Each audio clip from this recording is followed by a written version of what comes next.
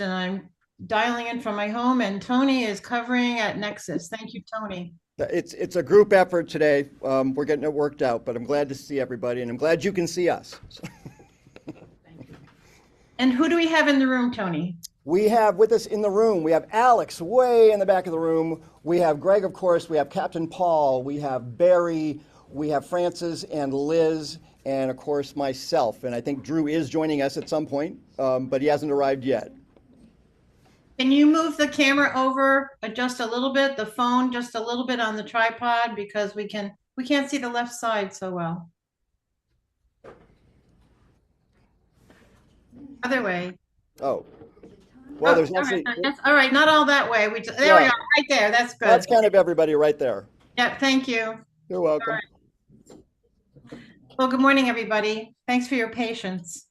My opening words this morning are from the Humanist 10 Commitments on Peace and Justice. True peace involves an intense commitment to social justice and affirms the human rights and personal autonomy of all people. Any level of injustice against groups or individuals signifies existing conflict, even if the conflict isn't immediate or obvious.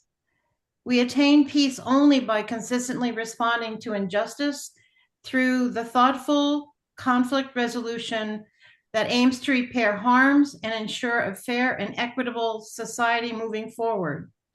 This kind of conflict resolution is known as restorative justice.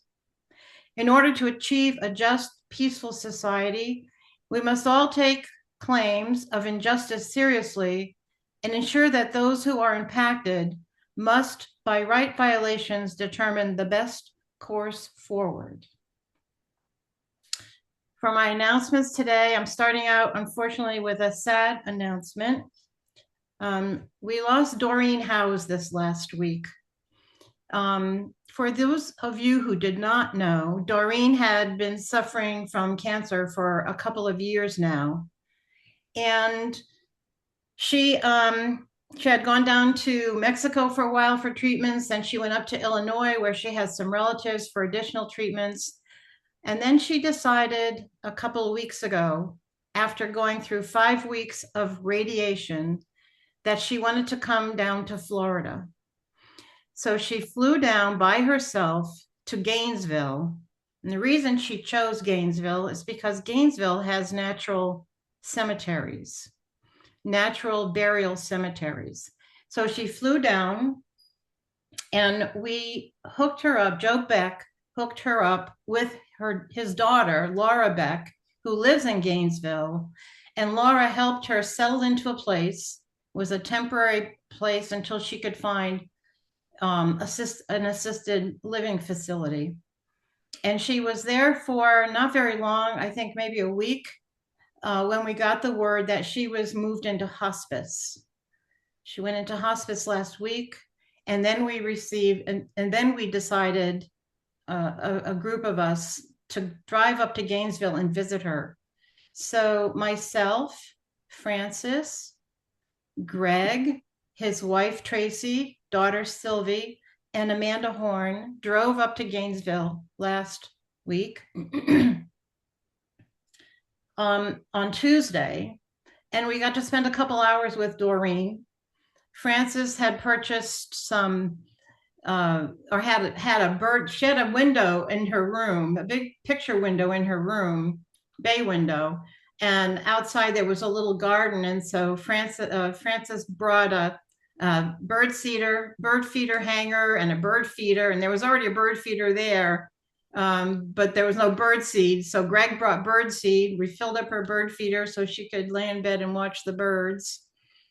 And it was a really good visit. And then the next day, she went into a more serious decline, more heavy medication for her pain. And she died on Wednesday, the 18th at 9:10 in the morning. So I wanted to let you all know about that. Now, a little bit more about Doreen and her requests on her burial. She wanted to be buried in a natural environment. And what that means is she was She will be wrapped in a shroud. She'll be put in a basket and she'll be buried without embalmment, being embalmed. And she's going to be buried at the Prairie Creek Conservation Cemetery in Gainesville. And she's going to be buried on Wednesday, um, this coming Wednesday. She requested no ceremony, no flowers, and no marker. So she's just going to be buried out in a field.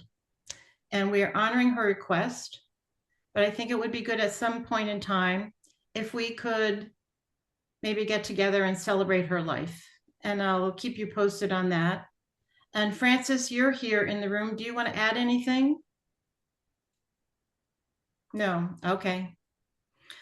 So I wanted to let you know about that first off.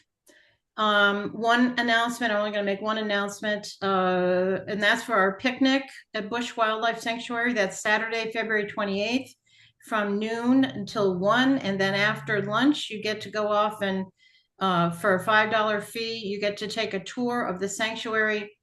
We're going to provide sandwiches, beverages, paper plates, utensils, and we just ask people to bring a dish.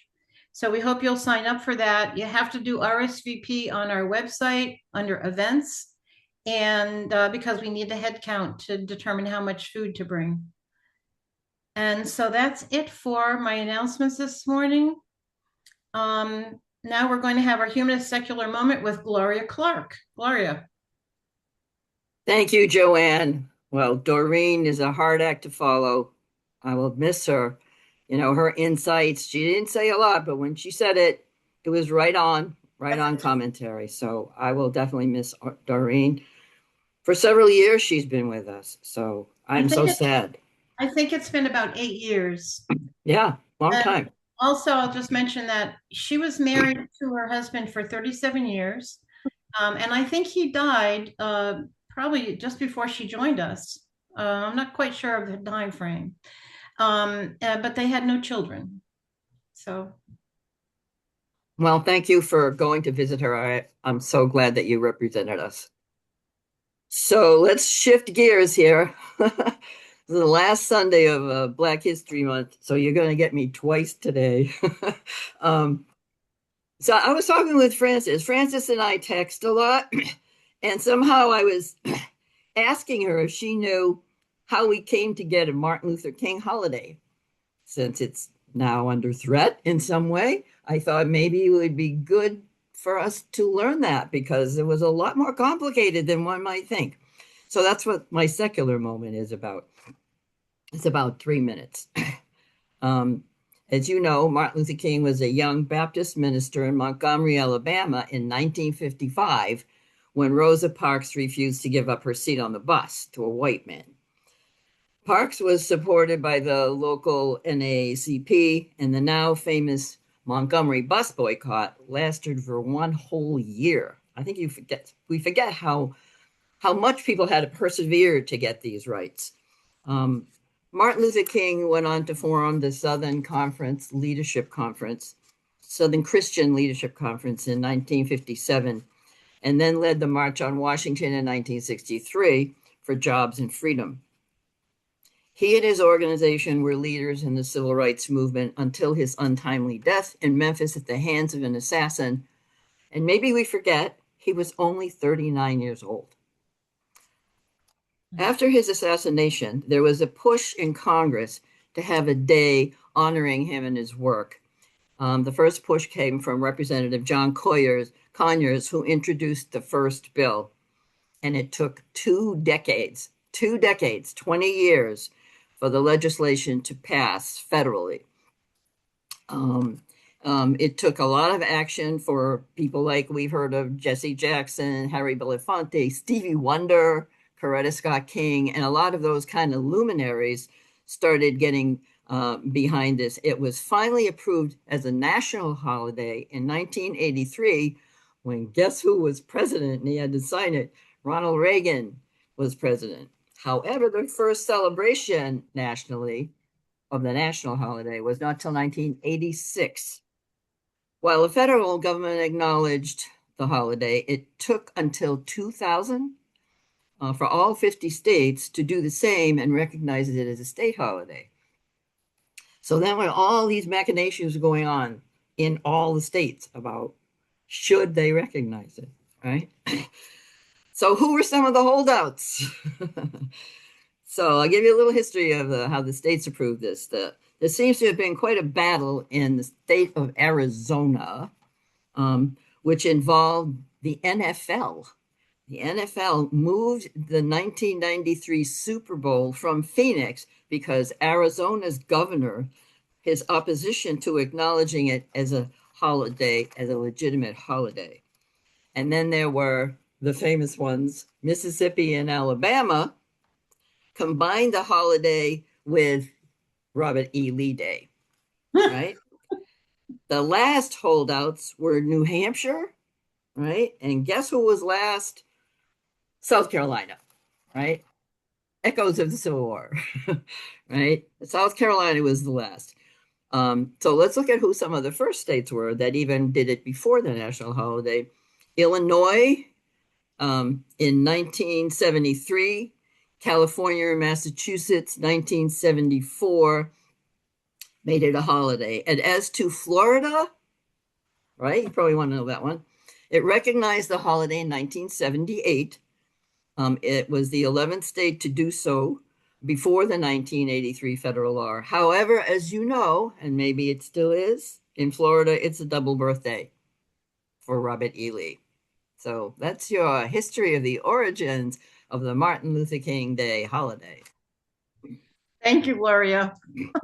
For interesting facts you have in there. Before Gloria starts her program today, which is entitled From James Baldwin to Black Power, 1965 to 1966, the Meredith March Against Fear in Mississippi, Its Accomplishments and Diversions. It's almost like a dissertation title. I was telling her about that. But before we start the talk, we're going to play a brief video. This video summarizes a debate that took place between William F. Buckley Jr. and James Baldwin. That the actual debate itself took place 55 years ago, but this is a summary of it. And the video is 9 minutes long, and then we'll hear from Gloria. Tony, take it away.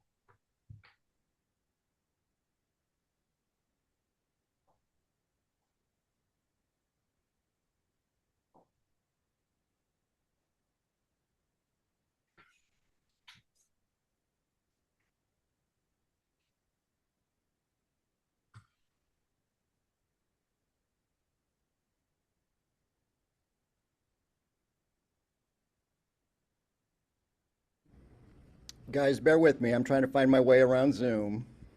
My computer's acting a little funny. There you are. I promise I do have this queued up. I'm just trying to figure out how to make it go full screen. So just bear with me, all right? I always have trouble with full screen.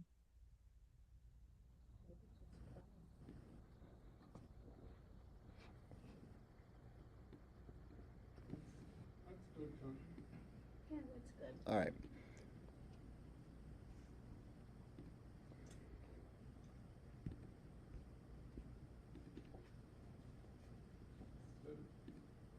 Tuesday will mark 55 years since two of America's most influential intellectuals faced off in a debate in England at Cambridge University's debating society, the Cambridge Union.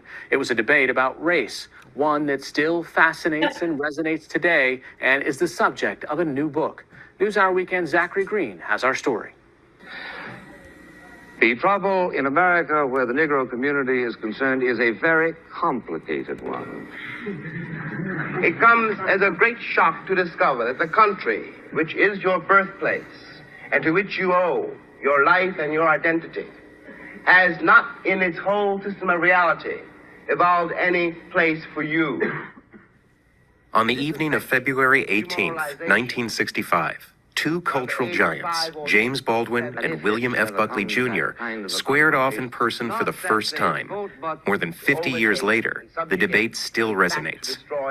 Political science professor Nicholas Buccola of Linfield College in Oregon was so taken with the skirmish that he wrote a book about it. The Fire is Upon Us. It just seemed to me just such a dramatic moment and such an important one. Just sort of these two movements that did so much to define 20th century political history, to have these two figures clashing was just irresistible. Though Baldwin and Buckley were about the same age, their lives could not have begun more differently. Baldwin grew up in poverty in Harlem and went from waiting tables in New York's Greenwich Village to become a literary critic and eventually a renowned novelist and essayist. Buckley, a scion of wealth, graduated from Yale and became an influential magazine editor and columnist. Both wrote extensively about race in 1950s and 60s America, though from drastically different points of view. Buckley made his position clear in a 1957 National Review piece called Why the South Must Prevail, in which he contended that white Southerners are entitled to, quote, take such measures as are necessary to prevail politically and culturally over black citizens. And Buckley says explicitly that they have this right and duty because they are, and this is a quote, for the time being, the advanced race. And he calls on people in the South, they have an obligation to promote the cultural equality of black people, and that eventually they need to allow them in to empower them with full citizenship. What did Baldwin think was at the heart of the racial divide in America? What Baldwin said from some of his earliest writings on this is that these people are scared. Their identity is wrapped up in this idea that their whiteness is what gives them their only source of moral worth in the world. It's what gives them value in the world. Baldwin says that is an extraordinarily sad moral life that person is leading. That is the thing they are clinging to give them a sense of meaning. Bucola interviewed members of Cambridge University's debating society, the Cambridge Union, who were present at the 1965 debate. They said the union agreed to let Baldwin appear as part of a publicity tour for one of his books, as long as another guest challenged him on one of the themes of his writings. They ultimately invited Buckley, who accepted. From all sides of the House, the motion debated was this: the American dream is at the expense of the American Negro. Good evening. Baldwin starts his speech with this idea that we can't even begin reflecting on the moral and political questions at hand without first addressing this question of what is one's system of reality. The Mississippi or the Alabama sheriff, who really does believe when he's facing a Negro boy or girl, that this woman, this man, this child must be insane to attack the system to which he owes his entire identity. Of course, for such a person, the proposition of which we're trying to discuss here tonight does not exist. There's this one kind of remarkable point in the speech where Baldwin suddenly shifts from speaking in the second person to speaking in the first person. I am stating very seriously, and this is not an overstatement, that I picked the cotton, and I carried it to market, and I built the railroad under someone else's whip for nothing. For nothing.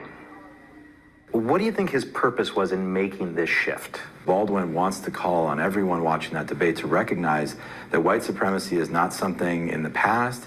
It's something that's central to all of our lives, and that we are all in some sense complicit in it, and we all have a responsibility to fight back against it. And he talks about the ways in which the moral lives of white people have been destroyed by this plague called color.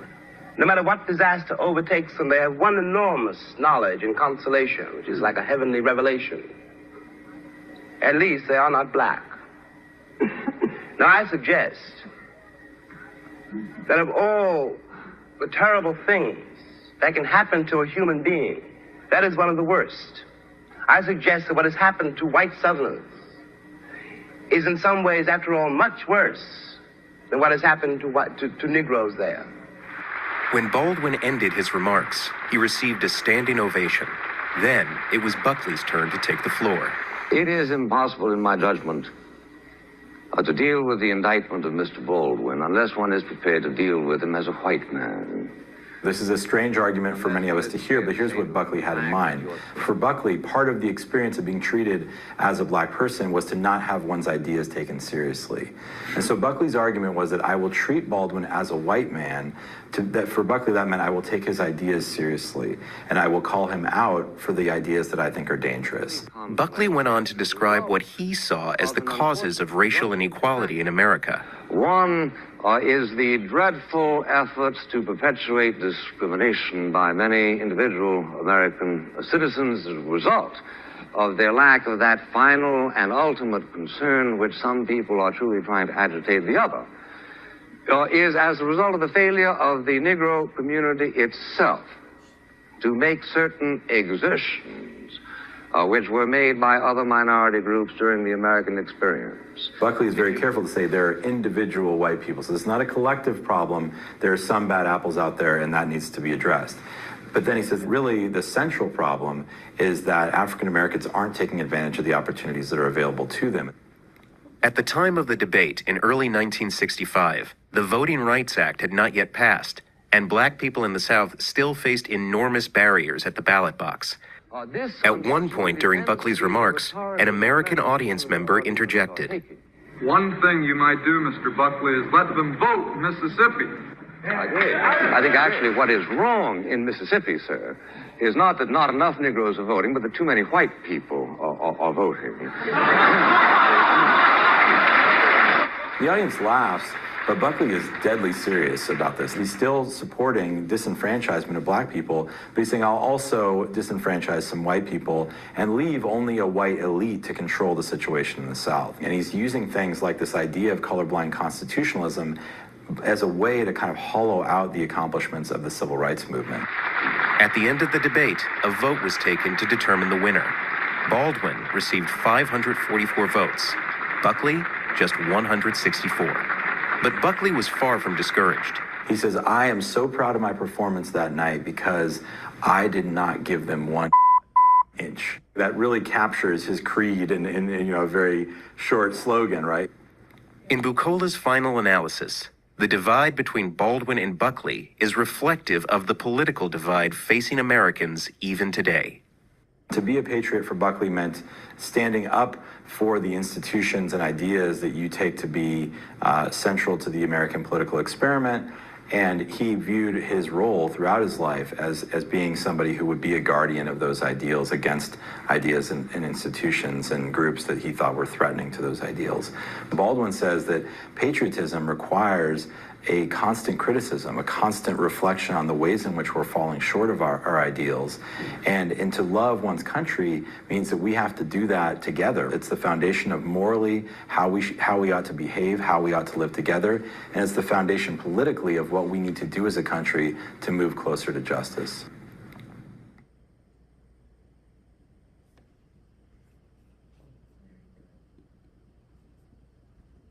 Thank you, Tony. Gloria, the floor is yours. Well, thank you. I'm glad I can be sitting down, actually. And I want to thank Frances for finding that video. She asked me if I liked it, and I said, I do like it. Let me see if I can work around it in some kind of way. So that's how this came about, this particular topic.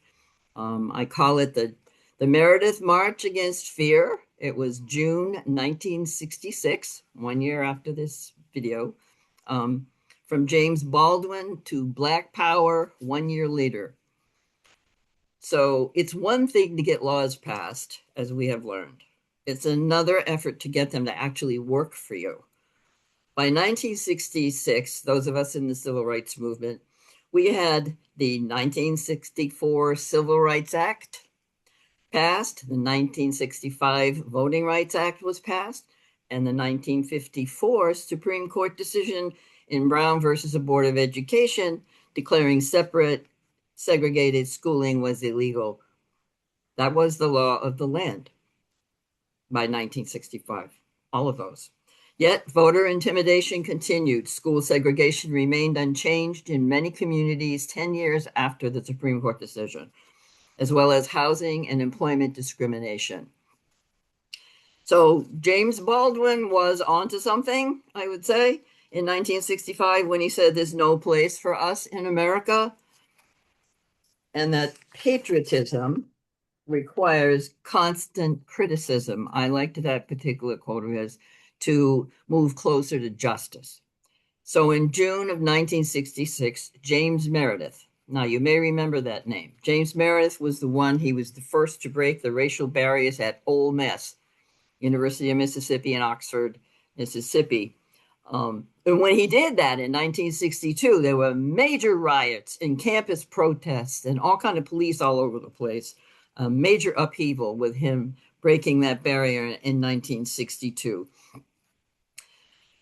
And so he was the one who started this, and he called it the Meredith March Against Fear in June of 1966. So he starts out from, I think, Memphis or close to the Tennessee border. And he was shot and injured on the first day about 30 miles south of Memphis, Tennessee, into Mississippi, which is, by the way, the area that I worked in. I wasn't there then, but he was shot in one of my districts, right? That's where the march began. After that, he was taken to the hospital. After that, after he got shot, because he was kind of doing this on his own, he was kind of a lone actor, Meredith was, and he tended to do a lot of things like by himself like that. So he was doing this by himself. But after he got shot, all the major leaders joined the march, from Student Nonviolent Coordinating Committee, Congress of Racial Equality, the NAACP, and Dr. King's organization, Southern Christian. I don't forget, his Christian is in the name here, Southern Christian Leadership Conference. They joined the march after he was shot to continue the march. And coincidentally, the day after Meredith was shot, Mississippi held its primary elections. And as a result of the Voting Act, nearly 140,000 Black adults were eligible to vote and were registered, yet only 25% of them voted the day after the shooting. Some attributed the low turnout to the fear of retaliation following Meredith's shooting and the continued march. So the march became flexible. The route on the march became flexible on the way to Jackson, the state capital. And they headed toward the Delta by the Mississippi River. Organizers would split off into counties to register new voters along the march. That was one of the goals here. I mean, there was a reason for the march, or at least it became a reason. Marchers met violence everywhere, from various lawmen, especially, particularly in Canton, Mississippi, where gas masks and armed lawmen waded into the marchers, swinging billy clubs, not arresting them, just beating them and tear gassing them.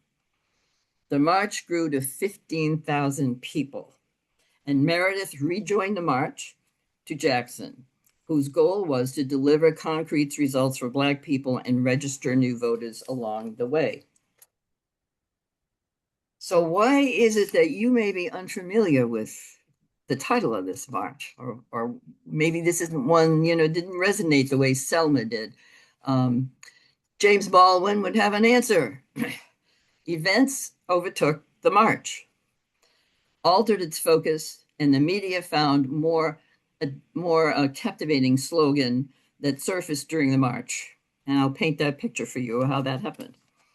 The Student Nonviolent Coordinating Committee that I was a part of in Mississippi had its regional headquarters in Greenwood, Mississippi. Stokely Carmichael, which is a name you might be familiar with, when I was there, was our regional director based in Greenwood. When the marchers arrived in Greenwood, they attempted to set up their overnight tents on the grounds of a Black high school. Stokely was immediately arrested by the state police before a rally was to take place. The rally was at a park in Greenwood, and it attracted 3,000 people, the largest rally they had yet along the march route. Stokely was bailed from jail and followed speakers such as Martin Luther King. The crowd roared as Stokely moved forward to speak. He raised his fists and said, This is the 27th time I have been arrested, and I ain't going to jail no more. We've been saying freedom for 6 years, and we ain't got nothing. What we're going to start saying is Black Power. So this was a march where you first heard that. That was it, a shining new bauble for the media, and it was labeled the March for Black Power. Nevertheless, it had real accomplishments. It re-energized the Mississippi Civil Rights Movement and gave it a boost for the long haul ahead. It registered thousands of voters and generated new interest in independent Black political organizations. And that was it. James Meredith, March Against Fear in Mississippi, June 1966. Thank you. Gloria. All right. Does anybody have any questions for Gloria or comments about the video or the presentation? Nope. So my mom had National Review and Human Events lying around the house. Oh, so many terrible rags. And she was a member of the John Birch Society for a while. So, so I come from a house that had Confederate flags and things like that around. So I went completely in the other direction, as did my three sisters. I just wanted to let you know, as she loved William F. Buckley. I just love, if you can watch the debate, it's amazing to watch. And that's it.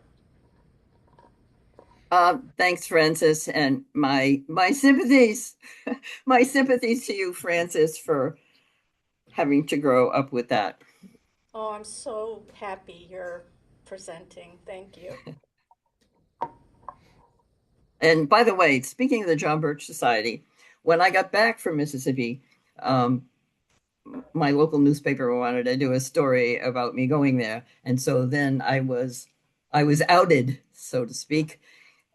And the John Birch Society, which wasn't far from here, it was in obviously some little suburban town near me, started sending me things in the mail. Nasty pictures of Martin Luther King with known communists and stuff like that, and calling me a communist. So I was labeled a communist right away.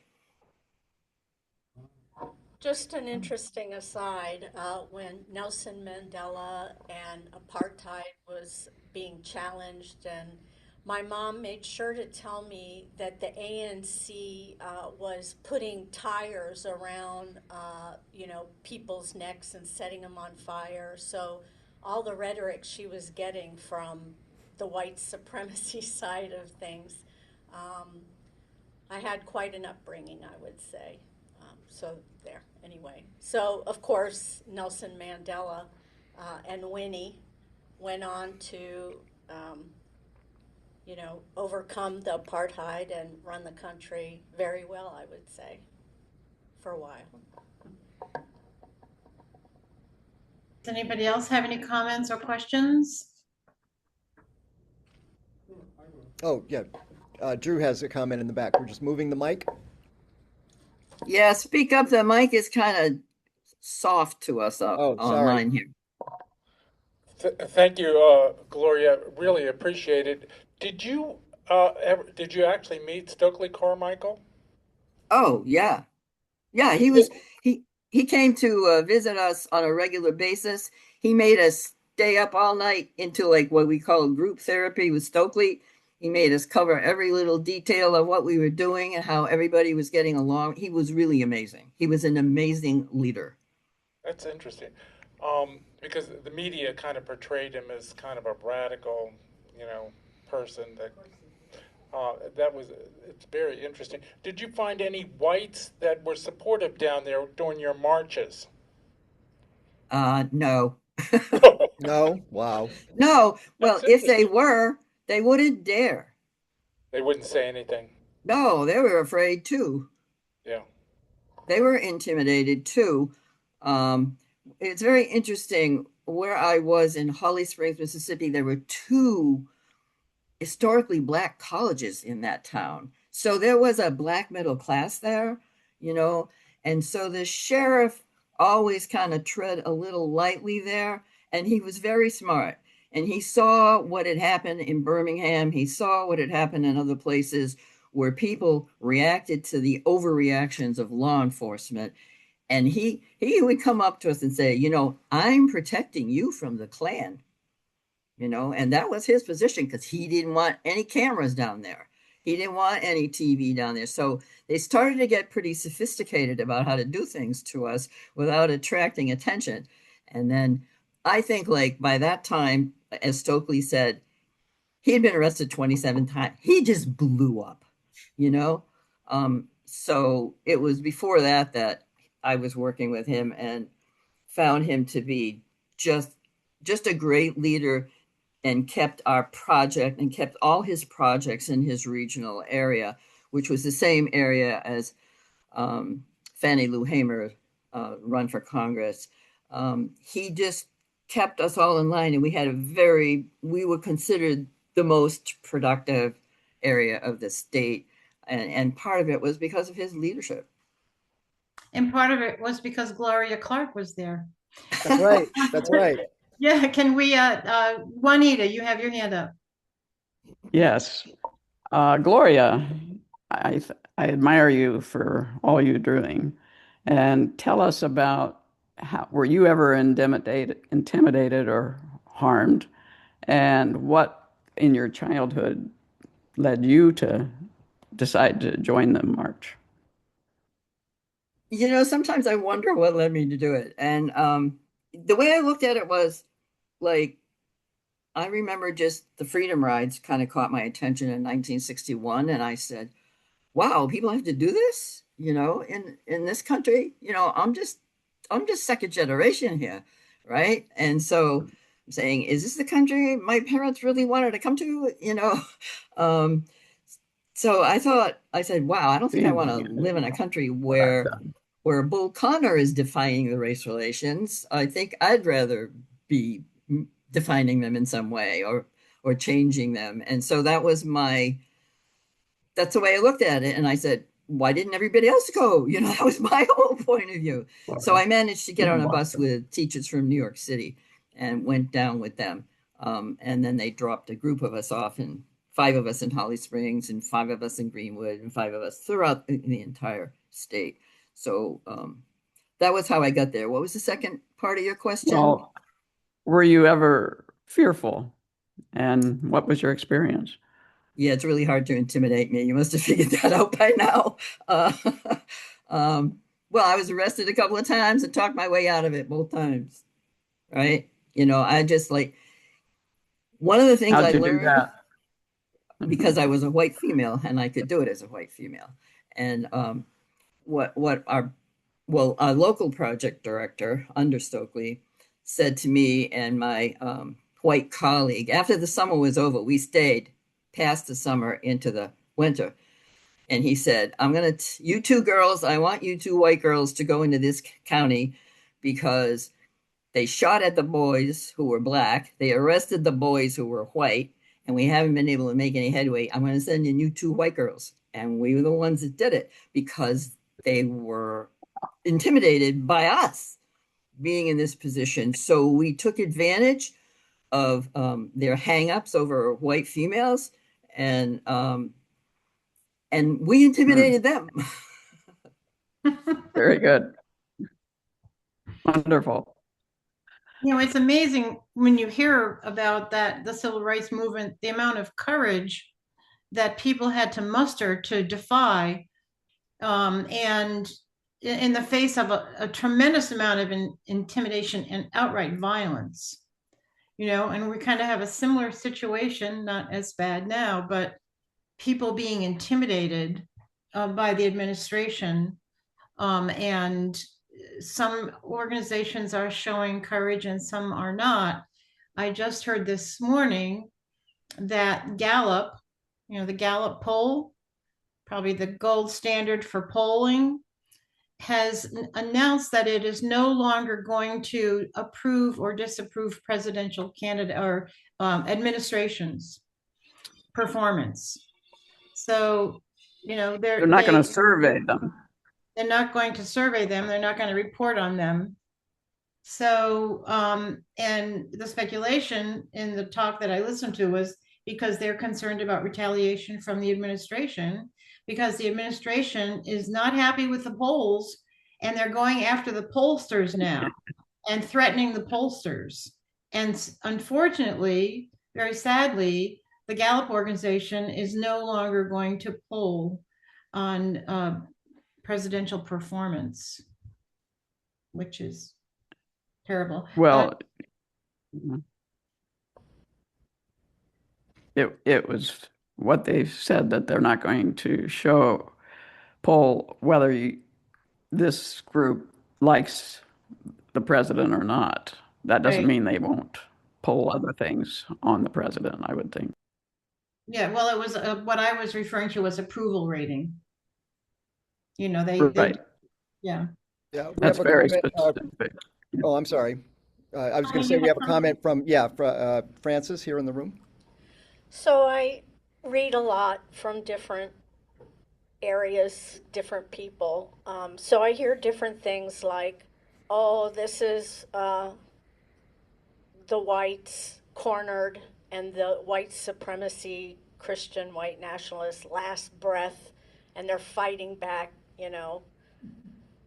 as hard as they can to preserve, this whatever it is they have in their mind about whites and this country. And then I also think of Gloria and those of us very acutely aware of civil rights and all that. You know, Gloria keeping a happy face and moving forward is very, helpful to me. But I'm curious how those of us and Gloria feel about, do they see what's going on, like the vice president standing up and talking about, like saying the words about whites, not being, I forget his exact words if anybody remembers, but do you see this as the last gasp of white supremacy, or how do you all see it right now? I don't know if it's the last gasp. A long way to go. I think some of us call it Jim Crow 2.0. I think that's how we refer to it. I am still in touch with some of my friends and colleagues in Mississippi. And this is a good story, actually, about who's running for Senate in Mississippi. Mississippi has two senators, right? One is Roger Wicker, who is not bad and gets black votes. And he's the one, by the way, who kept the detention centers out of Mississippi from ICE. He's the one that wrote the letter. You don't put in any ICE detention centers around us because we don't have the infrastructure for them. But anyway, and then there's another one called Hyde Smith, and it's a woman, and she's running for Senate. Now, the person who is running against her is the son of one of the people I knew as a teenager in Mississippi. So the father here, when I went to Mississippi, the father was 13 years old. And his father was kind of a prominent, like, businessman in the black community. So when we were sent into that county where nobody else could survive, we went to his father and we talked to him about getting involved. Well, he owned a trucking business and something else and a radio station. He said, no, I don't want to get involved. Turns out his 13-year-old son was listening to us rap on his father, and he got the bug, right? As so many we couldn't have done this without teenagers, I can tell you that, especially in that county. It was all teenagers. And so he eventually got very active. He got kicked out of his black high school. He got involved with me. We were organized the night when Fannie Lou Hamer came to speak at the church, and the church was burned that night, and then rebuilt by a group from Ohio called the Carpenters for Christmas. But So this 13-year-old kid grows up. His parents get him out of Mississippi and finishes high school education in Ohio. He goes to college. He goes to law school, becomes a lawyer, takes over his father's businesses, buys up 5 radio stations, just keeps building and building, becomes very wealthy and a very prominent attorney. And he was a big fundraiser for Obama in Mississippi and big in Democratic politics. His son tried to become a judge. His son is also a lawyer. And this senator, Hyde Smith, blocked it, blocked him from becoming a judge. And you have to have both senators. I don't know if you know this, but you have to have both senators approve for it to get anywhere in the Senate. So he can't get to be a federal judge. So what is he doing? He's running against her. And he is a candidate in Mississippi for Senate. And his name is Scott Colom, Colom, like in mother. Scott Colom. He's running for Senate in Mississippi against, I don't remember her first name, Margaret maybe or something, Hyde Smith. So if you're looking for a candidate to support, there's one in Mississippi named Scott Colom. Colom? Yeah. He has a website, Scott Colom. Thanks. Thank you, Gloria. They know who his father is. No. And they know who his father is, and that's why they're stopping him. His father was a longtime activist. Interesting. Does anybody else have any questions or comments? Want to weigh in on anything? I just want to say how much I really appreciate Gloria. You're just a national treasure. You've been in the trenches and doing the good work for so long. And you really give me a lot of courage because it's so easy to think that things are just deteriorating and falling apart.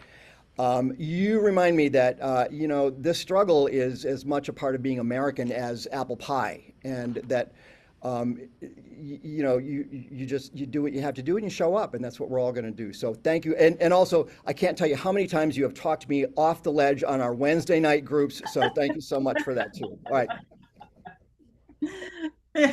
Thank you, Tony. Yeah, some of us get out on that ledge, but we have people who always have the positive perspective, and that helps out a lot. Anybody else want to comment? All right. Humanist sharing moment. Does anybody have anything going on in their lives they want to share with the larger group? Drew, do you want to read that article? No. We'll save it. Yeah, with regard to a gathering to do something for Doreen, if you have any ideas or would like to be a part of that, just send me an email, joanne@humtc.org. And, obviously this is going to be local people, but just let me know. We want to get something together, and I'll let you know what comes of that. All right, next week, we are going to have a video next week. Next week is a video Sunday. We have a couple of video Sundays in March. We were just going over the programs for the month, Drew and I, and we didn't realize that. We try to have one video a month, but for some reason, March didn't turn out that way. We're going to have a few more. And then April's just the opposite. We have mostly all speakers. So that's the way it goes sometimes. Anyway, next week we have a video, Growing Mini Brains to Discover What Makes Us Human. Totally different focus on the scientific side. So I hope you join us for that. My closing words are from Mahatma Gandhi. It's the action, not the fruit of the action, that's important. You have to do the right thing. It may not be in your power, may not be in your time, that there'll be any fruit. But that doesn't mean you stop doing the right thing. You may never know what results come from your action, but if you do nothing, there will be no result. Mahatma Gandhi. All right, everybody. Thanks for joining us this Sunday. Thanks, You have a great everybody. day. Gloria, thank you. Thank you so much. I love your little stories. It's like you just take us there. And that adds so much value. You don't get those. Where do you get those from? You don't get them except from someone like yourself who's been in the trenches and seen what really happened. Yeah. Yes, you only get the media version of everything. That's what we get, unless you were in there and you know how to get underneath that. And yeah, so it's just been such a significant part of my life, you know. Everybody is changed by that. I'm quoted in one of the books that was written.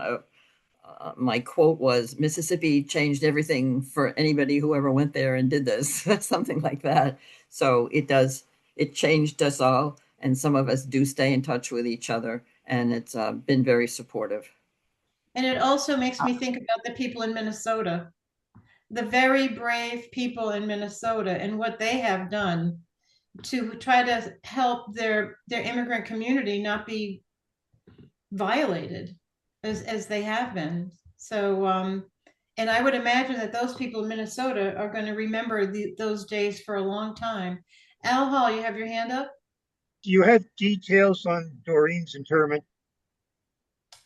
You said Wednesday. She's going to be buried on the 24th. What day is that? I think it's Wednesday. Tuesday, State of the Union address. Tuesday. Okay. February 24th. And she is at Prairie Creek Conservation Cemetery. I can get back to you and let you know exactly what time it's going to be. I don't think they were too concerned about the time because they know that she didn't want to have a ceremony or anything. So they weren't necessarily expecting anybody there. But I will let you know specifically, Al, because you're nearby, are you? It's on one of the paths that I ride my bike. I know where it is. All right. Basically a forest, and there's a sign out front that tells you where people are buried, but there are no markers or anything, just amongst the trees. All right. I will find out what time the burial will be, and I will let you know, okay? Francis. Okay. Send me an email or a text message. I'll send you a text message. Do I have your current phone number? 772.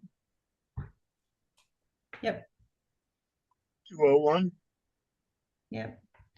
Maybe next time you're on, you can let us know what it was like, how it went. Yeah. Just your perspective on the event. Yeah, I stumbled over the cemetery and was intrigued by the idea. Yeah. I've mentioned it to several friends, and they're also thinking, wow, they didn't even know there was such a thing. Mm-hmm. Yeah. All right, everybody. Joanne, Francis has a comment. Prairie Creek is a designated conservation area. Yeah. So it's an interesting combination. But I also wanted to say, I forgot to say that part of the reason the governor of our free state of Florida, as he likes to say, they want to ban books is that when I was like 12, why my parents had the book Black Like Me lying around the house, I don't know, but I picked it up and read it, and that started me on my journey of what the hell. Like I had no idea, and I think that's what I learned what was going on through reading that book. Ignorance perpetuates ignorance. Did you ever see the Eddie Murphy skit where he pretended to be a white man on Saturday Night Live? No? It was pretty funny. He pretended to be a white man, and he went in and they were doing all these favors for white people. Oh, you don't have to buy this. I'll give it to you, says the business owner or something. It's pretty funny, actually. Al, I'm just looking at, did he hang up? Oh, no, Al, I'm just looking at the paperwork they sent me, and they only give a date. They don't give a time. So I'll give them a call. Okay. Thank you. Thank you, everyone. Thanks for your participation. I will watch the State of the Union on Tuesday night for everybody. So you Thank don't you, have because to. I'm not going to watch it. I'm watching it. You know I can't stay away from it. Yeah, I but think, that's tough work. I think it's going to be. homework. I think he's going to go ballistic.